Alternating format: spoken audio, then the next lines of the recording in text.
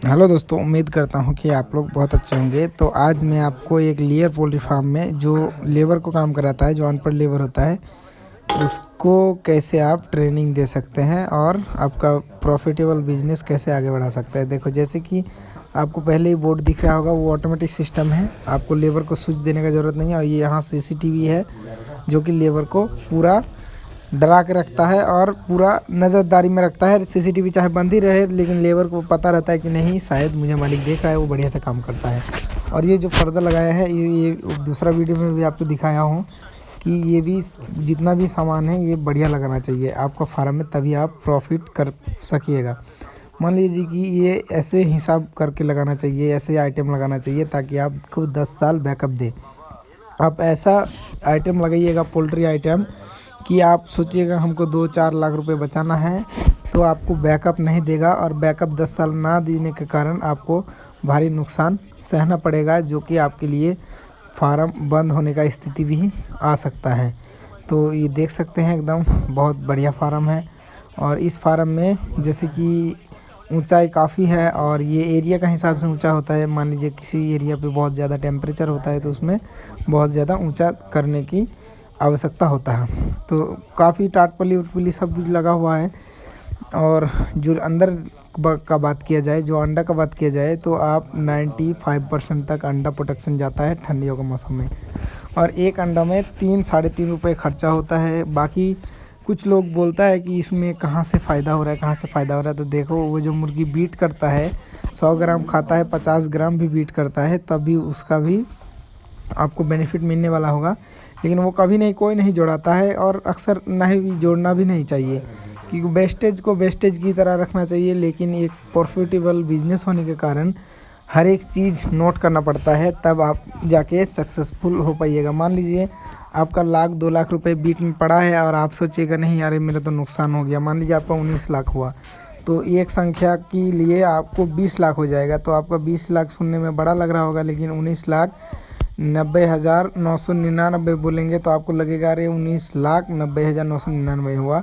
1 रुपये के लिए आपको सुनने में और आपका दिल में बहुत बड़ा असर करता है। लेकिन एक बिजनेसमैन होने के कारण आपको हर एक चीज़ जोड़ने का बहुत ज़्यादा आवश्यकता है। तो ये मुर्गी जो है, ये मुर्गी अक्सर 35 डिग्री टेम्परेचर तक मेंटेन कर सकता है। मान लीजिए गर्मियों में 35 डिग्री सेल्सियस तक टेम्परेचर मेंटेन आराम से कर सकता है।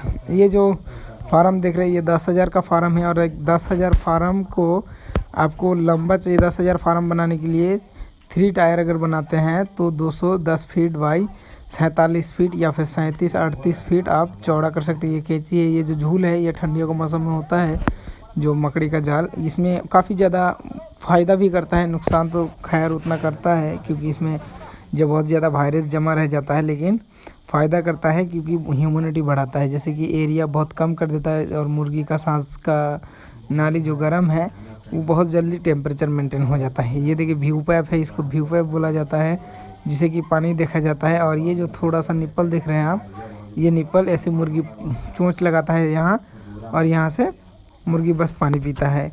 मुर्गी का और दूसरे ऑप्शन है नहीं। तो मुर्गी को जैसे ही देखिएगा कि मुर्गी को जब पानी पीने का मन करेगा तो मुर्गी वहाँ चोंच लगाएगा और पानी पी लेता है।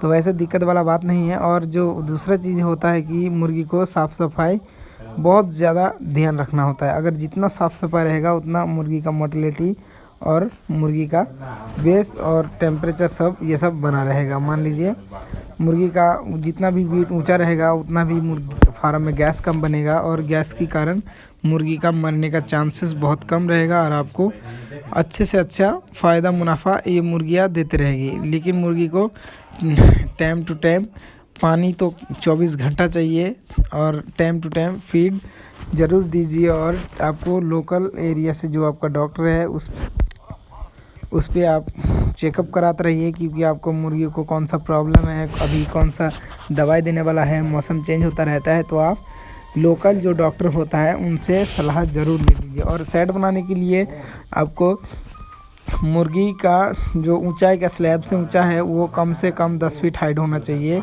टोटल एल्वेस्टर जो सीट होता है वो फार्म का स्लैब से 10 फीट हाइट होना चाहिए। और जो चौड़ाई लंबाई बता दिया आपको कि 37 से 38 फीट चौड़ाई, लंबाई 10,000 में 210 फीट 12 फीट ऐसे आप दे सकते हैं। और 5,000 के लिए 3 लाइन के लिए कोई बनाना चाहता है